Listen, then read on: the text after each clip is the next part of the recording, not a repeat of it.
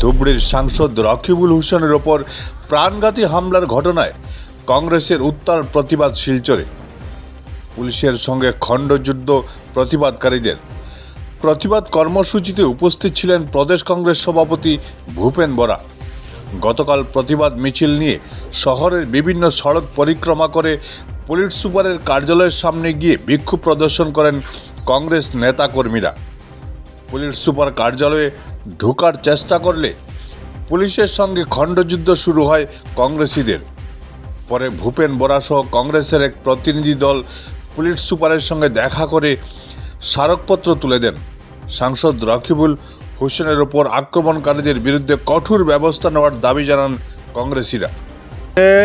আপুনি যদি অসমৰ বহুত পৰিয়ালক দেখে যে গেটত বা ঘৰত এটা 20 টকীয়া তলা লগাই পেলাই আমি ঘৰখন এৰি থৈ পেলাই দেশ বিদেশ ফুৰিবলৈ যাওঁ।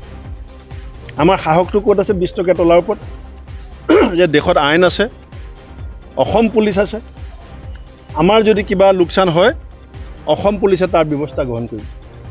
কালি আমাৰ MP ৰকিবুল হোসেন ডাঙৰীয়াক আক্ৰমণৰ সময়ত তেওঁৰ লগত যি নিৰাপত্তাৰক্ষী আছিলে তেওঁলোকৰ লগত কাৰ্বাইন আছে, কাৰ্বাইনত গুলি ভৰ্তি হৈ আছে, 4 জাই ব্লেংক ফায়াৰ হৈছে। তাৰ পাছতো গুণ্ডাৰ নাম লৈ খাকী পোছাকত যিধৰণে গুণ্ডাবিলাকে লাট মাৰিছে, সেই কথাটো মই অসম পুলিচক কৈছোঁ যে এইটো আপোনালোকে সৰু আইন শৃংখলা বিষয় বুলি নল'ব। কাৰণ ইয়াত যে AP লিখা আছে অসম পুলিচ, মোৰ গাতটো নাই অসম AP আছাম বুলি লিখা। খাকী পোছাকত লাট মৰা মানে অসমৰ ওপৰত লাট মৰা। আছাম পুলিচ দুটা শব্দ আছে, যিটো কাপোৰত গুণ্ডাই লাট মাৰিছে তাত AP লিখা আছে। AP মানে অসমতো লাট মাৰিছে, P মানে পুলিচকো লাট মাৰিছে। তেওঁ এজন পুলিচ নহয়, তেওঁ অসম পুলিচৰ প্ৰতিনিধি। এজন হোমগাৰ্ড যদি লাঠি লৈ পেলাই ক'ৰবাত ৰৈ থাকে, আজি আপোনালোক সাংবাদিকসকলক যদি কয় যে এইখন গেটেদি সোমাব নোৱাৰিব, আপোনালোকে মানি লয়। কেলৈ? আপোনালোকে লাঠিক ভয় নকৰে। হোমগাৰ্ড, তেওঁক চৰকাৰে দায়িত্ব দিছে, তেওঁ গভৰ্ণমেণ্ট, তেওঁ আইন। আজি SP, মোৰ ককাই হ'ব পাৰে, ভাই হ'ব পাৰে, তেওঁ SP, তেওঁ আমাৰ আইনৰ ৰক্ষক। তেওঁ ভৰসাত আমি ৰাতি টোপনি যাওঁ।